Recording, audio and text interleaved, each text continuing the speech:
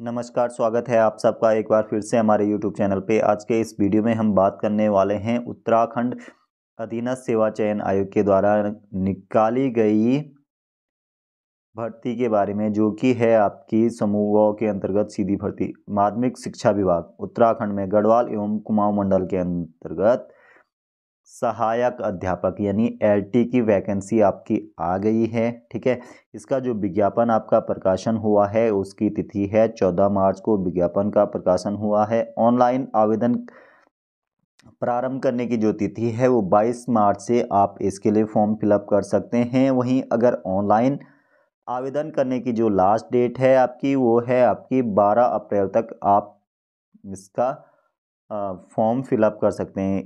इसके बाद ऑनलाइन आवेदन पत्र में संशोधन की तिथि जो है वो 16 से 18 अप्रैल 2024 के बीच में है और लिखित परीक्षा की जो अनुमानित तिथि है वो जुलाई 2024 में है। ठीक है, तो बहुत लंबे टाइम से सभी अभ्यर्थी इस भर्ती का इंतज़ार कर रहे थे। फाइनली आयोग ने इसका विज्ञापन जारी कर दिया है।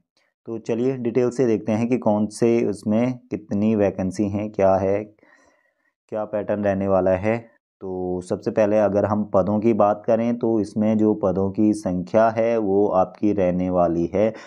अगर गढ़वाल मंडल की अगर हम बात करें तो इसमें 786 पद रहने वाले हैं और वहीं कुमाऊं मंडल में 758 पदों के लिए ये वैकेंसी निकाली गई है। कुल मिला के आपका 1544 पदों के लिए आपका वैकेंसी निकली हुई है।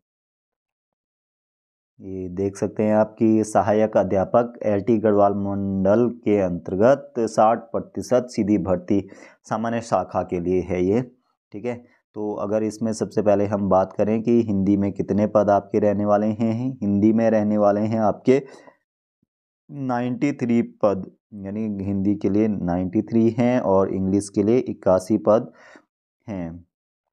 इसके बाद संस्कृत के लिए 7 पद हैं, गणित के लिए 60 पद हैं और सहायक अध्यापक के लिए 112 पद हैं। यानी सहायक अध्यापक के लिए इस बारी काफ़ी आपका सामान्य सहायक अध्यापक विज्ञान के लिए 112 पद हैं और सहायक अध्यापक सामान्य के लिए 93 पद हैं। ये गढ़वाल मंडल में है, इसी तरीके से कुमाऊं मंडल में भी हैं। ठीक है, ये अलग अलग। और अगर कला के लिए बात करें सहायक अध्यापक कला के लिए तो गढ़वाल मंडल में ही 102 पद हैं।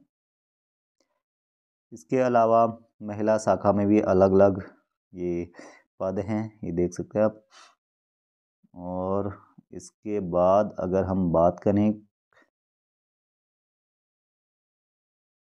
सहायक अध्यापक गढ़वाल मंडल के अंतर्गत 10% सीधी भर्ती के भी पद इसमें हैं, अलग अलग उसमें अलग अलग हैं, तो आप देख सकते हैं। अब अगर हम बात करें महिला शाखा में भी सीधी भर्ती के अंतर्गत अलग अलग पद हैं। कुमाऊं मंडल के अंतर्गत सीधी भर्ती 60% सीधी भर्ती के अंतर्गत जो पद हैं, अगर हिंदी में बात करें तो हिंदी में 70 हैं, इंग्लिश में 55 हैं, संस्कृत में 11 हैं, गणित में 77 पद हैं। इसके अलावा विज्ञान में 79 पद हैं और सहायक अध्यापक सामान्य में 99 पद हैं।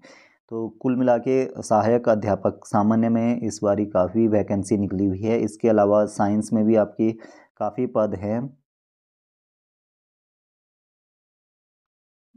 इस तरीके से आप पूरी पीडीएफ देख सकते हैं, आप चेक कर सकते हैं।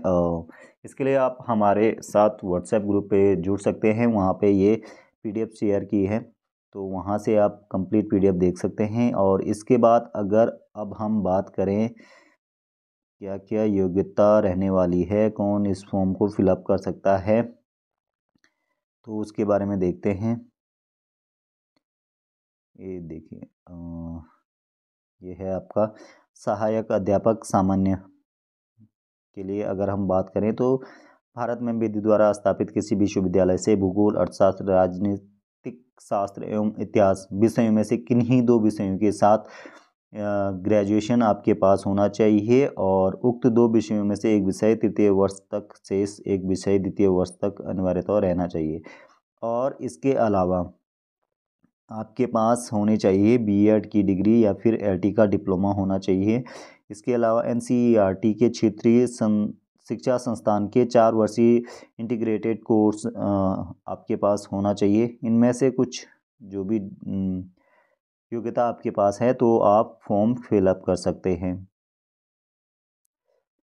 इन विषयों के लिए समान ही आपकी योग्यता रहने वाली आप देख सकते हैं। और इसके बाद अगर हम बात करें कला विषय के लिए तो कला के लिए इस बारी इसमें जैसे कि सभी जानते हैं कि परिवर्तन किया गया है कि भारत में विधि द्वारा स्थापित किसी विश्वविद्यालय से ड्राइंग एवं painting, fine art, visual art विषय में आपके पास क्या होनी चाहिए, स्नातक की उपाधि होनी चाहिए और या फिर आपके पास होना चाहिए किसी राजकीय या सरकार से मान्यता प्राप्त शिक्षण संस्थान महाविद्यालय से बीएड की उपाधि आपके पास होनी चाहिए।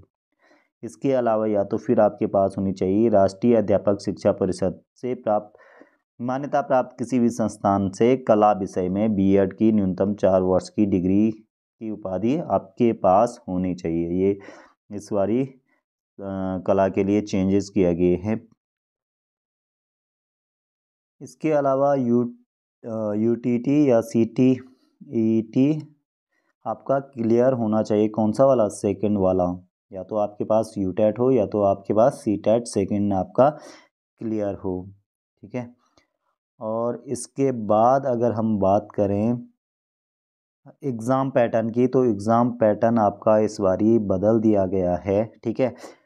तो इसके लिए उक्त पदों पर चयन हेतु 100 अंकों की वस्तुनिष्ठ प्रकार की ऑब्जेक्टिव 2 घंटे का आपका पेपर होगा। ठीक है। जिसमें एक भाग आपका होगा शैक्षिक अभिवृत्ति, तर्क शक्ति परीक्षण एवं सामान्य ज्ञान का 50 नंबर का आपके ये होंगे और दूसरा भाग आपका होगा जिस विषय के सहायक अध्यापक के पद के लिए आवेदन किया जा रहा है उस विषय से रिलेटेड आपका 50 नंबर का होगा। जैसे कि अभी कुछ टाइम पहले देखा होगा आपने कि नियमावली में चेंज किया गया था और वहीं पे इसका सिलेबस भी चेंज किया गया था। तो आयोग ने इसी के अकॉर्डिंग इस बारी सिलेबस दिया है। इसमें आपका 2 पार्ट होंगे। एक में टीचिंग एप्टीट्यूड और जनरल अवेयरनेस और इसके अलावा जनरल नॉलेज के क्वेश्चन होंगे और दूसरे में आपका सब्जेक्ट होगा और 50-50 नंबर के ये होंगे। एज की अगर हम बात करें तो एज आपका 1 जुलाई 2024 तक आपका 42 वर्ष से अधिक नहीं होना चाहिए। ठीक है। और बाकी जो जिसमें छूट मिलती है उसी के अकॉर्डिंग छूट आपको दी जाएगी। फीस की अगर हम बात करें तो फीस का ये है कि जो अनारक्षित हैं यानी अनरिजर्व हैं, सामान्य हैं और ओबीसी वाले हैं तो उनके लिए 300 रुपये फीस रखी गई है। और जो उत्तराखंड SC ST के अंतर्गत आते हैं और EWS के अंतर्गत आते हैं उनके लिए 150 रुपीज़ आपको पे करना पड़ेगा। और उत्तराखंड दिव्यांग के लिए 150 आपको पे करना पड़ेगा। उत्तराखंड अनाथ हैं तो उनके लिए कोई भी फ़ी आपको पे नहीं करनी पड़ेगी। अब अगर हम बात करें सिलेबस की तो जो पार्ट 1 है, ठीक है, उसके लिए इस प्रकार से आपका सिलेबस है। जो यूनिट 1 है उसमें शिक्षा और दर्शन के बीच संबंध, इस तरीके से ये पूरा आपका जो बीएड में आता है, ठीक है, उसी के अकॉर्डिंग आपका ये सिलेबस है, ये देख सकते हैं आप।